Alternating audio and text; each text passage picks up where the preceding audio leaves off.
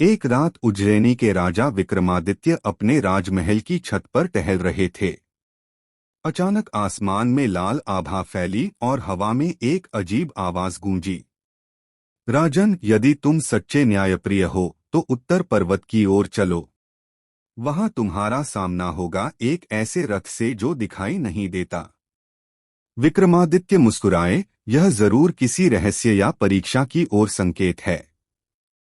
उन्होंने अपने विश्वसनीय सैनिकों को साथ लिया और उत्तर पर्वत की ओर निकल पड़े। रास्ता अंधकारमय था, हवा ठंडी और पेड़ झुककर जैसे कुछ कहना चाहते हों। जंगल के बीच बेताल की परिचित आवाज गूंजी, राजन लौट जाओ। जहां रथ नहीं दिखता वहां सवार भी भूत ही होते हैं। विक्रम बोले, बेताल, मुझे सच्चाई जाननी ही होगी, चाहे वह अदृश्य क्यों न हो। बेताल मुस्कुराया, तो फिर सुनो एक कहानी उस रथ की। कहानी अदृश्य रथ का शाप। बहुत समय पहले नागद्वीप नामक राज्य में राजा वीरसेन राज करते थे। उनके पास एक अद्भुत रथ था जो केवल सच्चे और निष्कलंक राजा को ही दिखाई देता था। कहा जाता था जो पापी होता उसके लिए वह रथ अदृश्य हो जाता। राजा वीरसेन न्यायप्रिय थे, लेकिन उनके राज्य में एक चालाक सेनापति त्रिविक्रमा था। वह लालची और कपटी था। वह चाहता था कि वह रथ उसे मिल जाए। एक रात त्रिविक्रमा ने महल में षड्यंत्र रचा। उसने जादूगर अर्घदत्त से कहा, मुझे वह रथ चाहिए जो केवल सच्चे व्यक्ति को दिखे। मैं उसे अदृश्य बनाकर अपना बना लूंगा। अर्घदत्त ने कहा, रथ तो मिलेगा, पर उसके साथ श्राप भी मिलेगा। जो झूठे मन से उस पर बैठेगा वह सदा के लिए हवा में खो जाएगा। लालच में अंधा सेनापति हंस पड़ा। श्राप से डरने वाले राजा नहीं बनते। उस रात उसने रथ चुराने की कोशिश की। जैसे ही वह उस पर चढ़ा, रथ चमक उठा, फिर गायब हो गया और त्रिविक्रमा भी लुप्त हो गया। सुबह महल में अफरातफरी मच गई।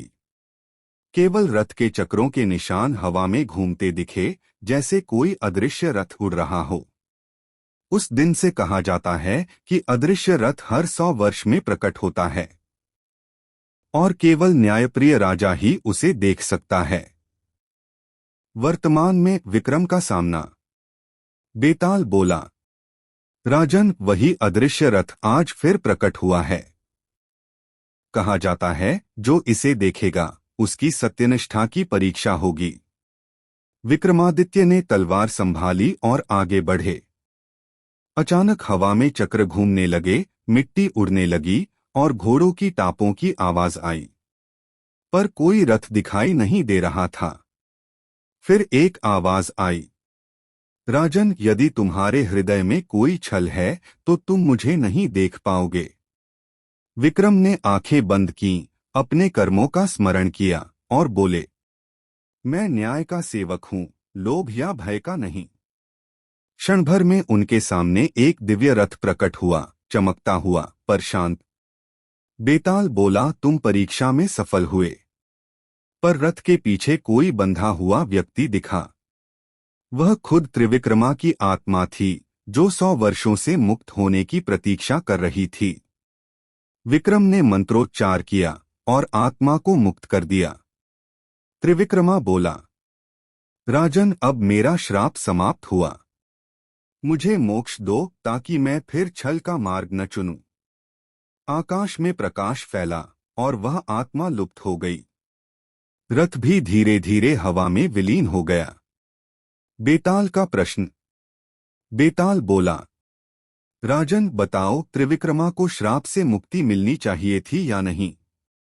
क्योंकि उसने अपराध भी किया था और पश्चाताप भी। विक्रम मुस्कुराए, पश्चाताप वह द्वार है जो पाप को धर्म में बदल सकता है। अगर कोई सच्चे मन से अपने कर्मों को सुधारना चाहता है तो उसे मुक्ति मिलनी ही चाहिए। बेताल हंसा, राजन, तुमने फिर से बुद्धि और करुणा दोनों की जीत साबित की। फिर उड़ता हुआ वापस शव पर जा बैठा। लेकिन याद रखना विक्रम, अगली कहानी में बुद्धि की कीमत और भारी होगी।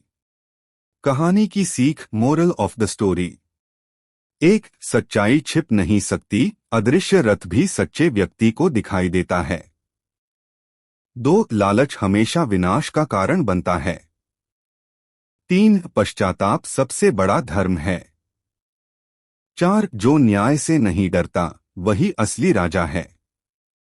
Please like, share and subscribe our YouTube channel.